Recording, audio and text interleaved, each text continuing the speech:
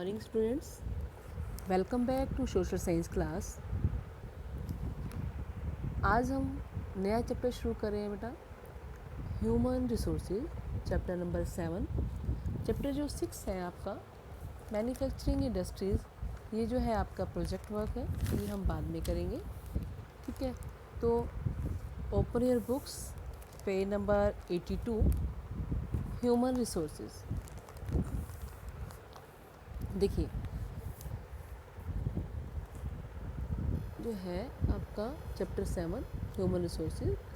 Next है आपका importance of human resources. We have learned, see in your book बेटा, साथ में वीडियो और साथ में जो है आपको बुक रीड करनी है। We have learn in the previous chapter that the resources that exist in a country are gifts of nature. आपने पिछले जो चैप्टर्स किए हैं रिसोर्सेज, सभी नेचुरल रिसोर्सेज के बारे में पढ़ चुके हैं आप, लैंड, सॉइल, वाटर, ठीक है, वाइल्ड लाइफ, फॉरेस्ट। तो ये जो कि है किसी भी जो देश को क्या है मिले हैं, गिफ्ट मिले हैं, कहाँ से? नेचर से, ठीक है। रिसोर्सेज क्या होते हैं? जो यानी कि माउंटेन्स, रिवर्स, जो आपके मिनरल्स, ये सारे क्या हैं, फ्लोरा एंड फौना, सारे किस में आ जाएंगे? आपके जो गिफ्ट्स आ जाएंगे नेचर की तरफ से। जो ह्यूमन बींग्स हैं, human beings are also considered an important and integral part of ecosystem. देखिए हम ह्यूमन बींग्स भी क्या है कंसीडर करते, हमें भी कंसीडर किया गया है किसके अंदर? इकोसिस्टम में हम क्या हैं, बहुत ज़्यादा इम्पोर्टेंट इंटीग्रल पार्ट हैं हम लोग। हम यानी कि अंदरूनी, मतलब इंटीग्रल मीन्स इम्पोर्टेंट कह सकते हैं, अंदर का पार्ट कह सकते हैं इकोसिस्टम का। अगर इकोसिस्टम मतलब में हम एग्जिस्ट करते हैं, ह्यूमन बींग जो है endowed with intelligence, thinking and creative skills and are the biggest and the most valuable resource। जो ह्यूमन बींग्स है वो क्या है, हमें परमात्मा ने क्या कौन सा गिफ्ट दिया हुआ है? हमें इंटेलिजेंस दी हुई है, थिंकिंग स्किल दे रखी है, क्रिएटिव स्किल दे रखी है। तो हम जो है एक वैल्यूएबल रिसोर्स है, ठीक है। देखिए आप ह्यूमन जो बींग्स है वो क्या है, अल्टीमेट रिसोर्स है। कैसे? हम अपनी थिंकिंग, जो हमारी जो थिंकिंग स्किल है, हमारी जो क्रिएटिव स्किल है, हमारी जो इंटेलिजेंस है, तो उसके द्वारा हम लोग क्या कर सकते हैं, दूसरे रिसोर्सेज को डेवलप करते हैं, ठीक है। तो it is therefore imperative that the government provides basic education, better health care and employment opportunities to every individual so that they can contribute fully to the development of the society and their country। ठीक है, तो government को क्या चाहिए? Government को क्या चाहिए? जो हम ह्यूमन रिसोर्सेज हैं उनको यानी कि क्या करें, इम्पेरेटिव मीन्स कंपल्सरी कर सकते हैं, बेसिक एजुकेशन दें, बेटर हेल्थ केयर दें और एम्प्लॉयमेंट अपॉर्चुनिटी दे हर एक ह्यूमन बीइंग को, जिससे वो क्या है कि अपने देश को, तभी वो कर पाएगा ना, अपने देश को फुली क्या कर पाएगा, कंट्रीब्यूट कर पाएगा। और इस तरह से हमारी जो कंट्री है, हमारी जो सोसाइटी है, वो क्या करेगा, उसमें डेवलपमेंट में अपना कंट्रीब्यूट करेगा, ठीक है। क्योंकि अगर वो उसकी हेल्थ अच्छी होगी, एजुकेशन उसकी अच्छी होगी, स्किलनेस होगी और उसको अपॉर्चुनिटी मिलेगी, तो वो अपने जो सोसाइटी को एक पॉजिटिव वे में, एक यानी कि पॉजिटिव वे से उसको डेवलप करेगा और यानी कि वर्ल्ड में जो है उस देश का नाम होगा, ठीक है। ह्यूमन बींग्स जो है स्किल जो है डेवलप होंगे इसमें। जो आगे देखिए इसका जो है, जो ह्यूमन बींग्स है, देखिए इसमें क्या है, वर्क कर रहे हैं किसमें, अंदर फील्ड के अंदर, ठीक है। फील्ड के अंदर क्या है, इसके अंदर स्किलनेस चाहिए, ठीक है। और देखिए हेल्थ है, तो जो गवर्नमेंट है हेल्थ केयर की, जैसे इंडिया, हम इंडिया के ही लेते हैं कि बहुत सारी स्कीम्स जो हैं चलती रहती हैं जिससे यानी कि हेल्थ अच्छी हो। एजुकेशन है, तो एजुकेशन भी क्या है कि हमारे यहाँ बेसिक जो है कंपलसरी है एजुकेशन। कौन सी एज से लेकर 6 to 14 हमने जो है बेसिक जो है हमारे यहाँ कंपलसरी एजुकेशन है। और उसके बाद जो है आप स्किलनेस जो है, जो अपॉर्चुनिटीज़ हैं, तो हमारे जो यहाँ पे हैं बहुत सारी पॉलिसीज़ हैं, बहुत सारी जो जैसे मनरेगा वगैरह है, तो अपॉर्चुनिटी जो है लोगों को मिलती रहती है काम की, एम्प्लॉयमेंट की। ठीक है, तो जो ह्यूमन रिसोर्सेज हैं उसमें यानी कि गवर्नमेंट के पास क्या होना चाहिए, 3 पिलर यानी कि मेन होने चाहिए ह्यूमन रिसोर्स को डेवलप करने के लिए। एजुकेशन के ऊपर, हेल्थ के ऊपर और स्किल्स के ऊपर, तभी यानी कि जो ह्यूमन रिसोर्सेज हैं वो डेवलप हो पाएंगे और अपने देश को पॉजिटिव वे में कंट्रीब्यूट कर पाएंगे। ठीक है, जैसे एक हम एग्ज़ाम्पल लेते हैं, 2 दोस्त हैं जैसे राम और श्याम। ठीक है, तो वो क्या है कि जो राम है वो इंटरेस्ट लेता है एजुकेशन के अंदर, जो ये है ये इंटरेस्ट नहीं लेता है एजुकेशन के अंदर। श्याम जो है ये एजुकेशन सही ले रहा है। ठीक है, और जो राम है इसके जो है हेल्थ भी अच्छी है। राम और श्याम ये घूमने जाता है, एक्सरसाइज करता है। श्याम जो है लेज़ी टाइप है, ना वो एक्सरसाइज करता है। और दूसरा क्या है, स्किलनेस। ये जो राम है क्या करता है, समर ब्रेक में जैसे कुछ, हर समर ब्रेक में कुछ ना कुछ सीखता है। ओके, श्याम जो है घूमने का इसको ज़्यादा शौक है। घूमने से भी हाँ स्किलनेस डेवलप होती है, सीखने को मिलता है, लेकिन फिर भी क्या है, अब ये जो है कुछ ना कुछ स्किल्ड काम करता है और श्याम जो है नहीं करता।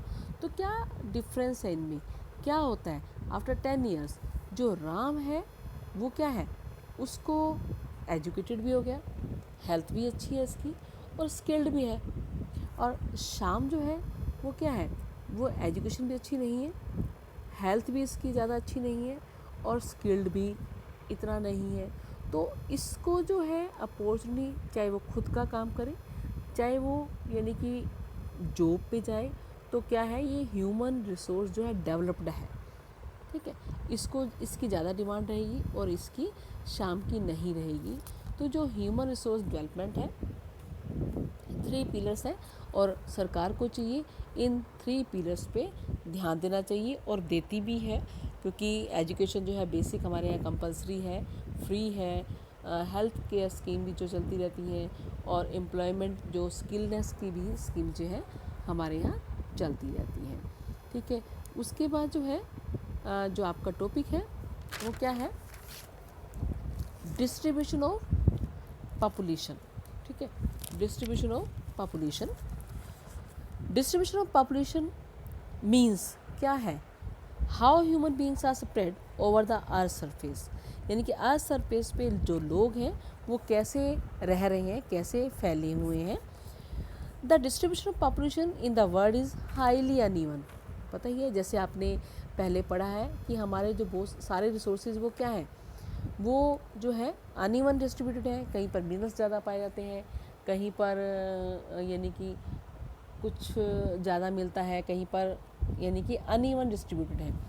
ठीक है, नेचुरल रिसोर्सेज जो है, तो ऐसे जो है लोग जो है वो क्या है, डिस्ट्रीब्यूशन ऑफ पॉपुलेशन का मीनिंग क्या है कि कैसे फैले हुए हैं। The distribution of population in the world is highly uneven. जो लोग हैं वो कहाँ रहना पसंद करते हैं, it is concentrated in those areas which are rich in natural resources.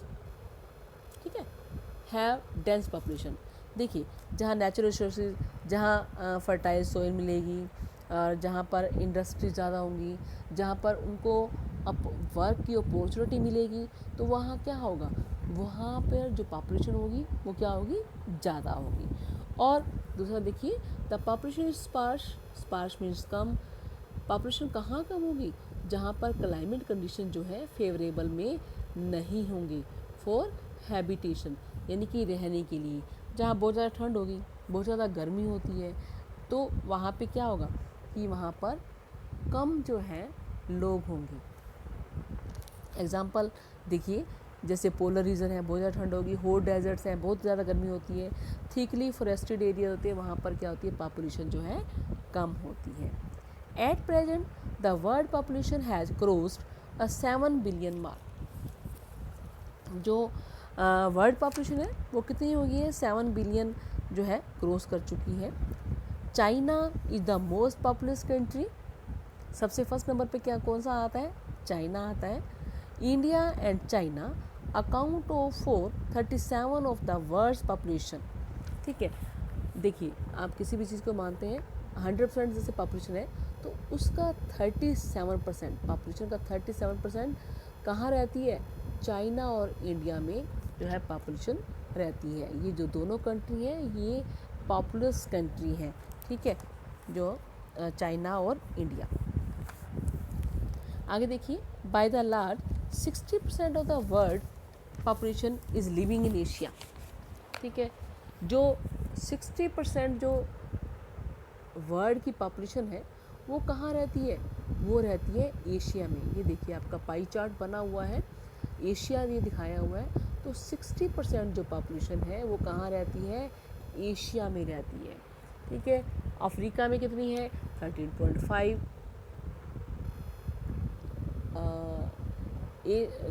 हाँ जी, इन एशिया नहीं, 60% जो है या 50% जो है आपकी अफ्रीका में, 13.5 इन अमेरिका, या जो है 11% जो है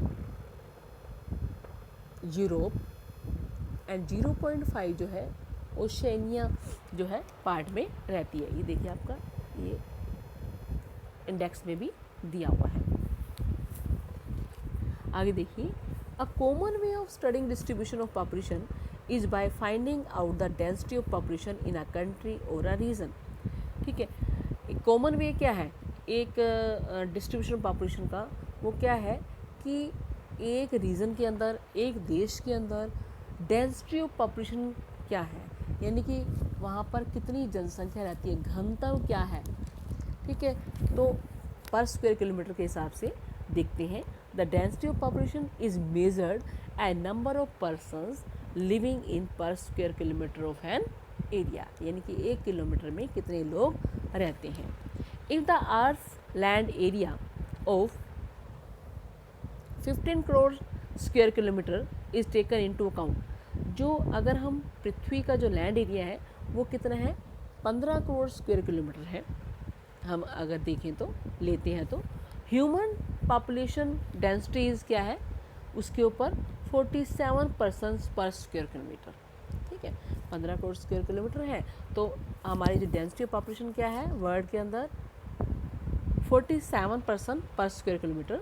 दिस इंक्लूड्स ऑल, इसके अंदर सब ले लिया है, इसके अंदर land area of continents, islands including Antarctica. अगर हम अंटार्कटिका को निकाल देते हैं तो एवरेज पॉपुलेशन डेंसिटी जो है वो क्या है, इंक्रीज हो जाती है टू मोर देन 50% पर स्क्वायर किलोमीटर।